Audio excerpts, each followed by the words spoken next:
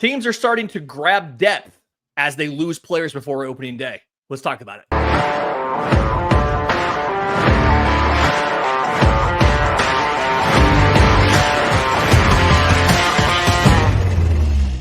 Yes, welcome on in to First Pitch for Friday, March 21st. Your source of news, notes, and updates on Major League Baseball.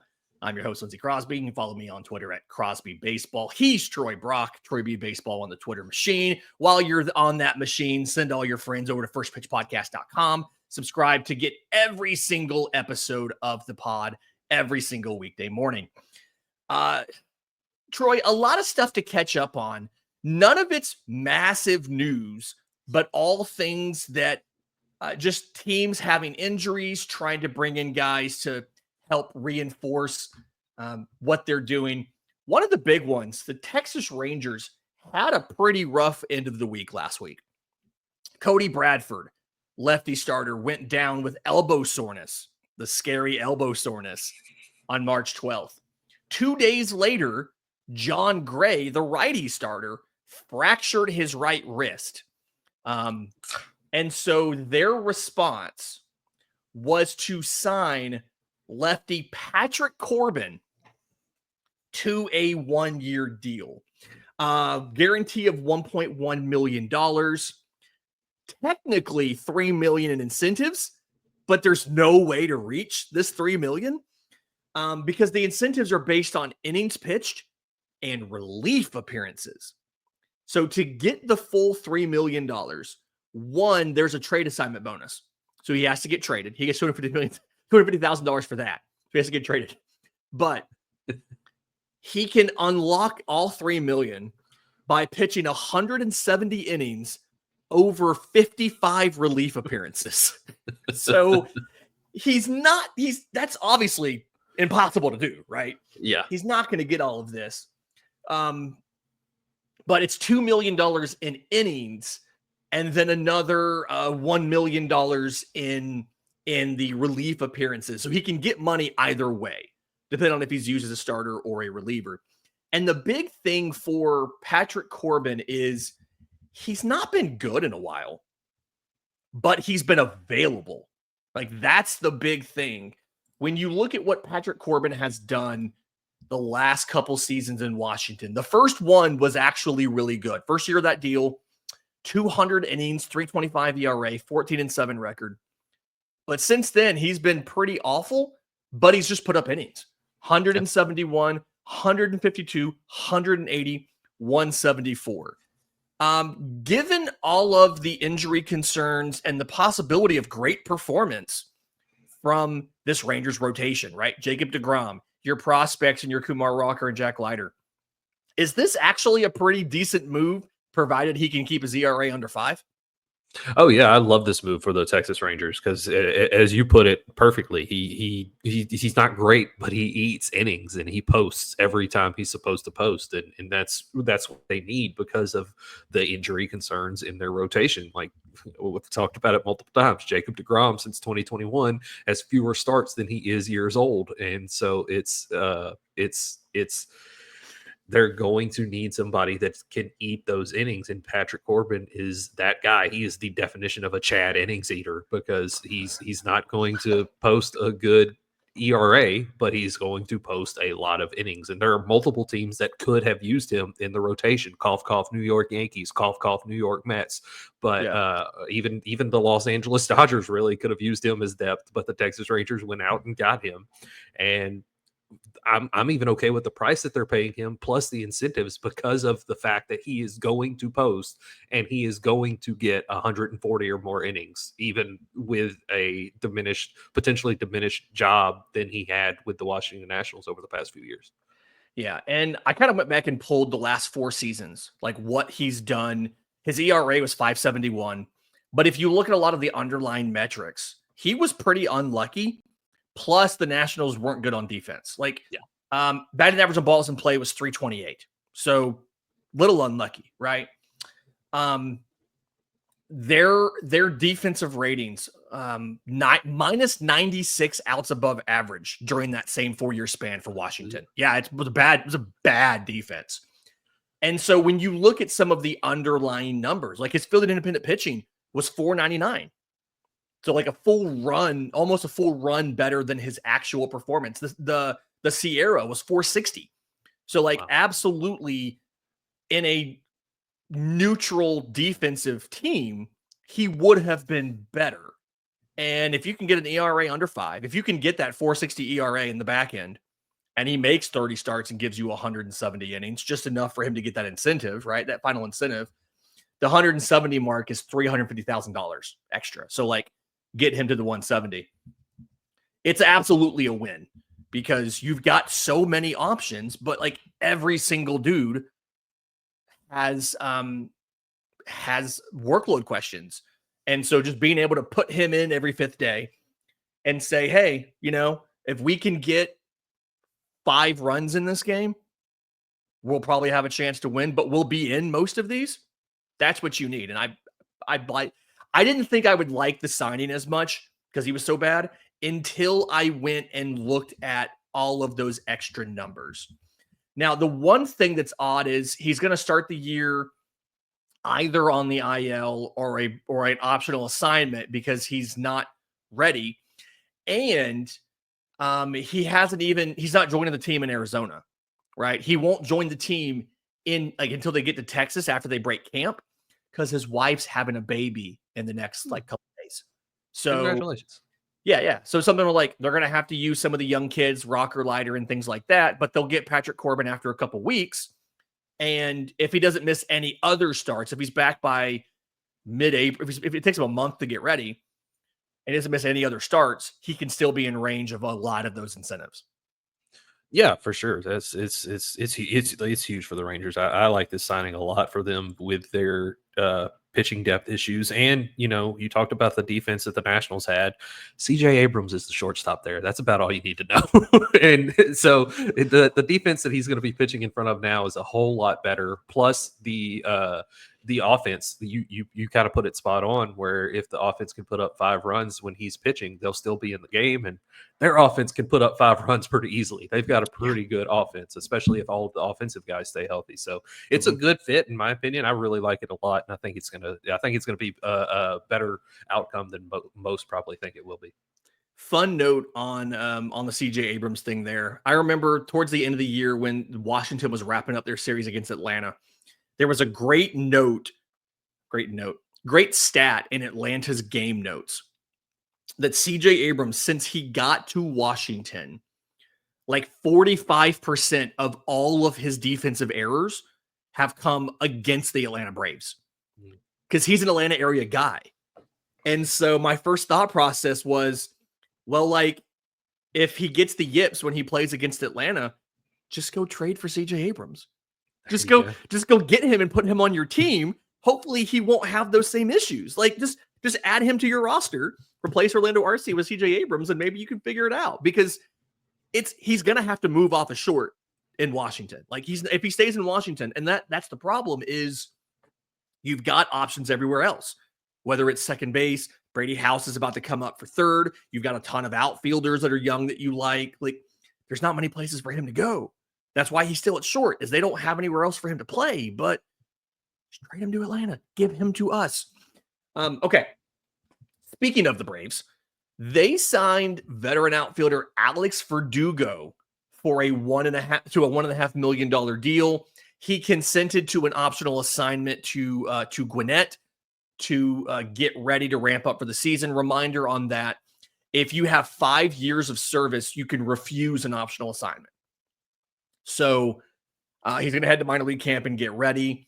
He was awful last year with the bat, worst year of his career, like an 83 OPS plus, but still a quality defender, 2-time Gold Glove finalist, led baseball and outfield assists in 2023, led the American League in 23.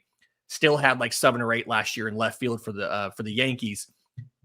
Is this one of those like, hey, that's almost no cost? If you can fix them offensively or you have a ton of injuries, it works out. And if you don't need them, who cares? It's $1.5 million. Like, is this a good deal for Atlanta? It's another good depth option for that outfield. And especially defensively, not so much offensively. It's just, to me, I think it's a little bit outside of Atlanta's normal mode of operation, just because of he's got a big mouth. He likes to talk. He likes to run his mouth.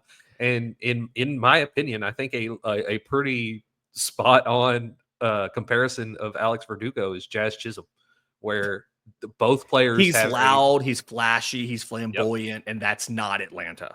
Right, exactly. And honestly, neither guy offensively is good enough to back that up. Josh Chisholm can be, he's not yet.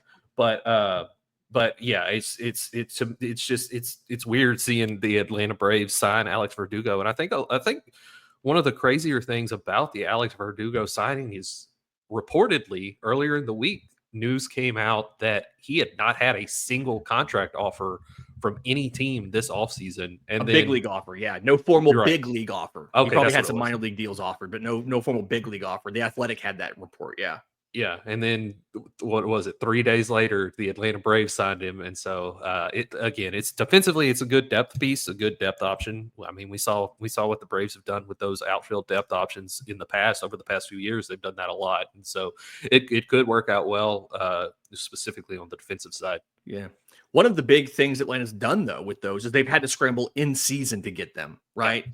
They added DFA'd guys last year in Ramon Laureano, worked out. Eddie Rosario did not work out. They signed Adam Duvall with a week left in spring and did not send him to Gwinnett to get ready. He stayed with the team, and he never got back to MLB form. He just was not ready. He's also still a free agent right now and said he wants a major league deal or he'll probably retire. But we've seen the Braves now in the last couple of days. They've added 30-plus seasons of MLB experience by doing this. They got catcher James McCann, formerly of the Mets and Orioles. They got old friend Craig Kimbrell. Those two guys are in Gwinnett. Verdugo's going to join them. It just feels like Atlanta's kind of aware of, hey, like our roster, if everybody's healthy, is good enough to compete in the East, but we've had multiple years where not everybody's been healthy, and we don't want to have to scramble in season to add guys. So we're going to do it now instead. I don't hate it. Now, if they have to play Verdugo 100 games, that's a little bit nerve-wracking, right? But if this is something where, you can get the first half of the season, Alex Verdugo, he hit 275 in like the first month of the year. Fix some of the offensive issues, you're good. But I don't want to have to count on him all year, but it's nice to have him as depth. It is a major league offer, so that way I don't believe he has an opt-out available unless they negotiated one separately. There's not an automatic opt-out in there like there would be for most guys who finished last year on a major league roster and then signed a minor league deal. Those guys have opt-out dates. I don't believe Alex Verdugo has one, so, unless he negotiated a separate one. So we'll see what happens. We'll see if he's in Gwinnett all year. We'll see if he comes up and plays.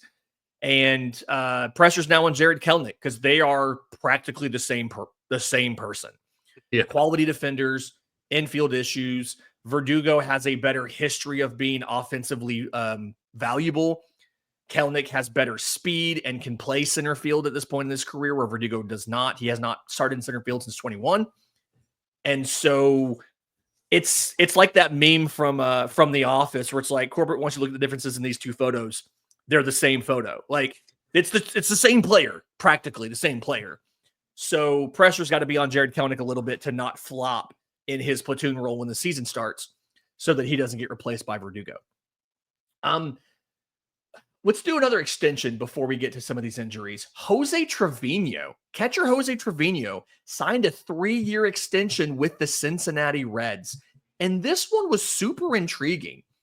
They got him from the Yankees in December, reliever Fernando Cruz, and catcher, third, fourth catcher Alex Jackson went the other way. And he was already under contract for $3.425 million this year. The new deal is now that salary stays. 26 and 27 is $5.25 million. And then a $6.5 million option for 2028 with a $1 million buyout. So $11.5 million in new money over 2 years. And they can get a third year of control for a 32-year-old that's never never played a regular season game for them. Yeah. Are you in or out on extending a guy before Like extending a guy who's not a stud before he plays a single game for you. Yeah, I'm a little out I on this because, as you said, he hasn't played a single game. It's kind of crazy that they have done this. Like it doesn't really make much sense that he hasn't played a single game.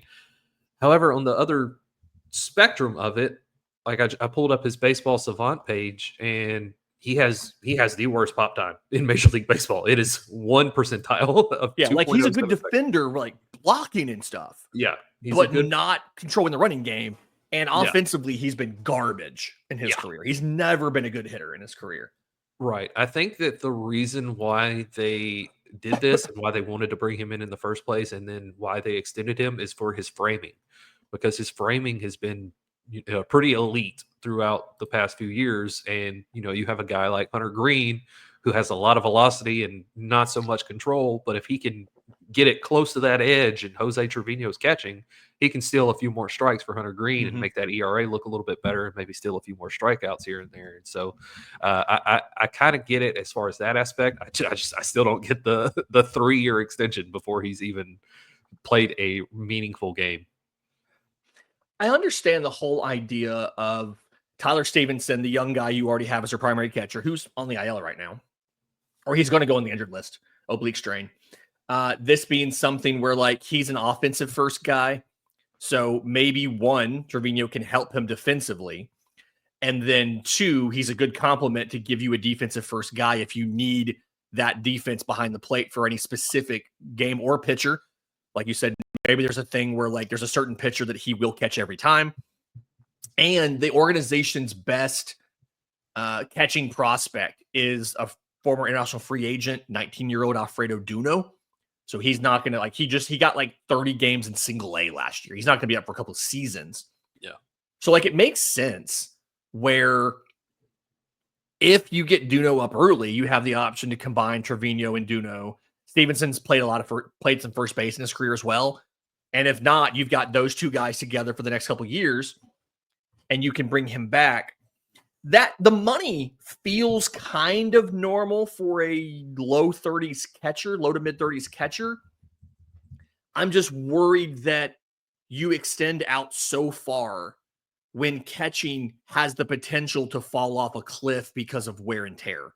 That's, I think, my big concern here is the money's not huge. You can eat the money if you have to, but it just feels like it was a risk that maybe you didn't need to do.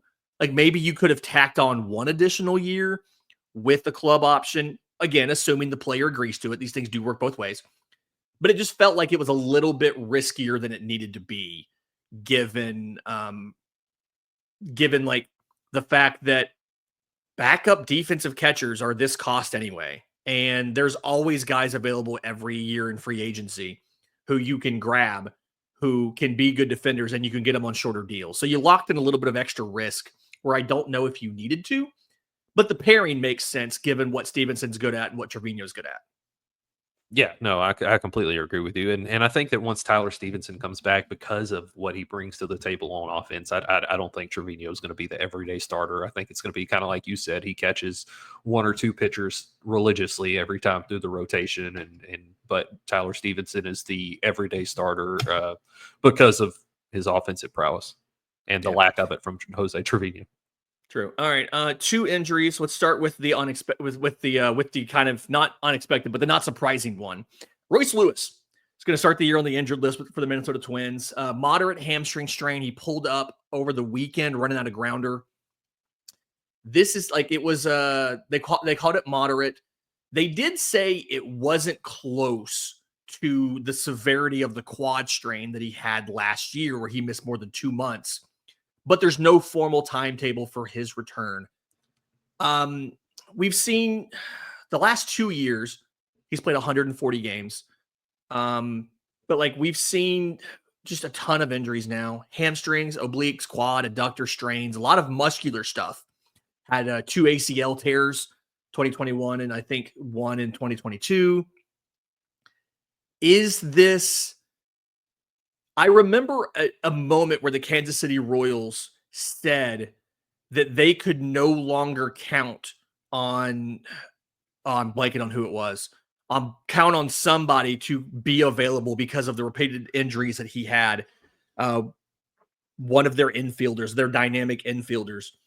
It's going to drive me nuts. I'll look for it while you're talking. But is this a situation where the Twins should no longer count on having Royce Lewis available? And if he is, great, find a way to use him, but don't count on having him available ever? Yeah, no, at this point, because of his track record of injury, I would say yes. But because of the Minnesota Twins track record with injured players that are consistently injured, I don't think they're going to do that. I think they're going to continue to count on him because for whatever reason, they have it in their head that just because a player is good when he's on the field 20 times a season, then they're good. They don't have to have a viable backup option. Adalberto Mondesi.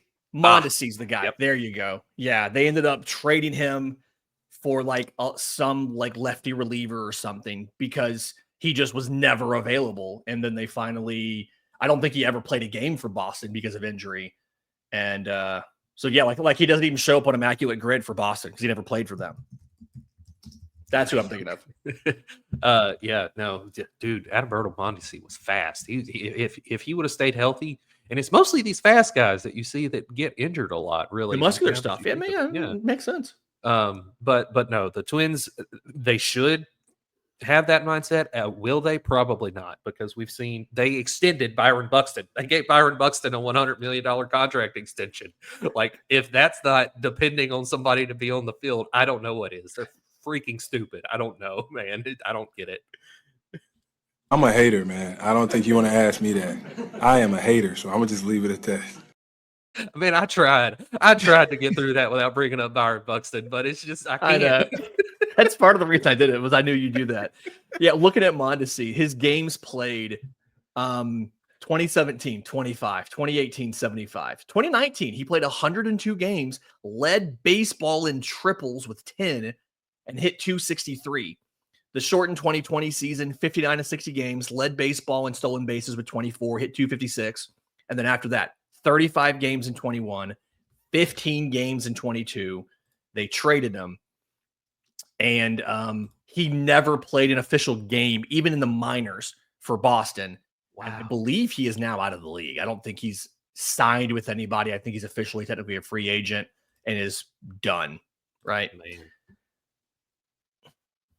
Yeah, it's crazy. He would have honestly, if he would have stayed healthy, he had a pretty good chance of breaking Ricky Henderson's stolen base record because of how fast he was. Like, he's up there with like Billy Hamilton and Bubba Thompson for speed. I'm not going to go as far as saying Ricky Henderson, but yeah, I will say he was super fast and everything. Okay, Jared Jones of the Pittsburgh Pirates. He will miss the rest of spring training with elbow discomfort. And the senior director of sports medicine told reporters on Wednesday morning the club performed medical imaging on Jones and is currently awaiting a second opinion. So, one, that dude's elbow is cooked. And two, how much does this suck for the Pirates? Because really the only thing they had going for them this year was the pitching. They were going to have Paul Skeens. They were going to have Jared Jones in there. Bubba Chandler is one of the top pitching prospects in baseball. They were going to be able to call him up. And this was going to be a very exciting young rotation. It was going to be like putting really fancy wheels on a Pinto. But like it was going to be a really exciting rotation. And now odds are they're not going to have Jared Jones this year. Whenever you're waiting for second opinions after imaging on an elbow for a pitcher, yeah, that's not good. Yeah, it's not good at all. We saw what happened with the second opinion a couple weeks ago with Garrett Cole and the New York Yankees, and now he's out for all of this season and a good bit of next season. So the Pirates just can't catch a break, man. First they lose the poop game, and now they're losing Jared Jones. So it's just it's not a good time to be a Pittsburgh Pirates fan. At least they do still have Paul Skeens to watch. I mean, that's exciting, and you can continue watching him develop and potentially win a National League Cy Young this year if with what he showed last year. But and adding new pitches. Yeah, I mean that's just not fair, man. Adding new pitches to what he already has, and that I know I already said it before, but that new two seam, the video I saw, that thing's got some nasty break for a two seam fastball, and it's insane. But yeah, Jared Jones being out potentially for quite some time is not good for them, and it's going to be a long season in Pittsburgh. Speaking of Skeens, real quick while we're here, that 1-of-1 rookie debut patch autograph card just sold yesterday at auction for $1.11 million. It is the second highest price for an active MLB player's card, behind only Mike Trout. Wow. And it is, I have a thing here, it is the 6th all-time most expensive card sale among an MLB player. And all the rest of them, you know, were Trout, Ruth, Honus Wagner, Mickey Mantle, things like that. So that 11-year-old kid in California is going to bring home apparently $990-something thousand off of this. Wow. So just absolutely wild. Put it in the market. $925,000. So happy for him. Couple other real quick injuries that we've seen pop up. Ryan Weathers of the Marlins, 4 to 6 weeks with a forearm strain. Andrew Abbott of the Reds, starting the year on the IL. Drew Thorpe of the White Sox, I believe, left his start with elbow discomfort. He's getting imaging. And Brooks Lee of the Twins was scratched yesterday with lower back tightness. He's had back issues before. So we're seeing teams start to like lose guys and have to go out and find replacements. I'm curious to see what happens out of this. Before we head into the weekend, any final thoughts here? No, man, it's been a fun week. It's been a great week. Make sure we're coming up on 500 subscribers pretty fast. So if you ain't subscribed already, I know a lot of y'all that watch aren't. So if you ain't subscribed, make sure you do so we can reach that 500 mark. Yep. Goal is to get 500 by opening day. So help us out with this, folks.